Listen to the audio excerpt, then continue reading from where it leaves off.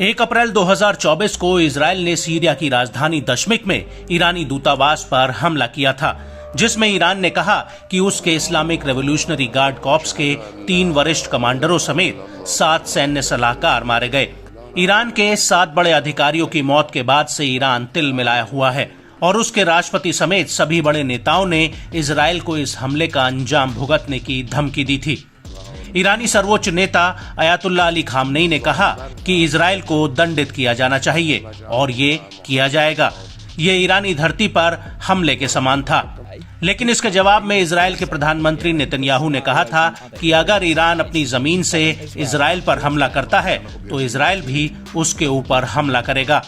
और तभी से मिडिल ईस्ट में एक नए युद्ध की आहट सुनाई दे रही है।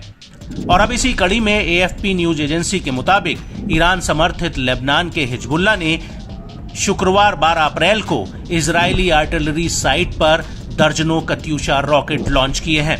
हिजबुल्लाह ने कहा कि यह हमला दक्षिणी लेबनान में हिजबुल्लाह के गढ़ों को निशाना बनाकर हाल ही में किए गए इजरायली हवाई हमलों के जवाब में था।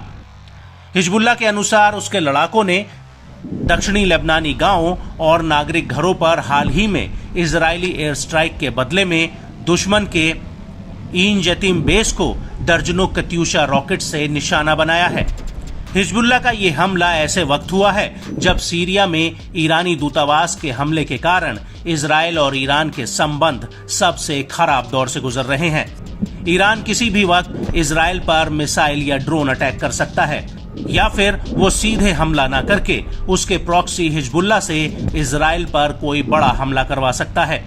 इसलिए हिजबुल्लाह की ओर से किया गया ये हमला ईरान के उसी समर्थन की ओर इशारा करता है।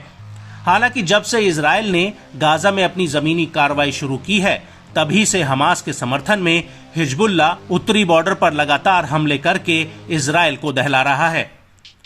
हाल ही में हुए हमले को लेकर इजरायली प्रतिक्रिया भी आई है। इजरायली डिफेंस फोर्स ने अपने बयान में एक्स पर लिखा कि ईरान की ओर से हमले की आशंका के बीच चरमपंथी संगठन हिजबुल्लाह ने इजरायल के ऊपर 40 से अधिक रॉकेट दाग दिए हैं। इजरायली रक्षा बलों ने बताया कि इस हमले में कोई मारा नहीं गया है। रक्षा बलों ने इस हमले का वीडियो जारी किया है। उत्तरी इजरायल के गलीली में हुए इस हमले के दौरान हिजबुल्लाह के 2 ड्रोन को इजरायली सेना ने मार गिराया। इससे पहले IDF के प्रवक्ता रियर एडमिरल डेनियल हैगरी ने एक बयान में कहा कि chief of staff lieutenant general Herzi Halevi ने इजरायल पर ईरान के हमले के खतरे पर US सेंटकॉम प्रमुख जनरल माइकल एरिक कुरीला के साथ स्थिति का आकलन किया है। उन्होंने कहा कि संभावित ईरानी हमले की कड़ी चेतावनी के बीच नागरिकों के लिए निर्देशों में अभी भी कोई बदलाव नहीं हुआ है। हम पिछले 6 महीने से युद्ध में हैं। हमारा बचाव पक्ष तैयार है और जानता है कि प्रत्येक खतरे से व्यक्तिगत रूप से कैसे निपटना है।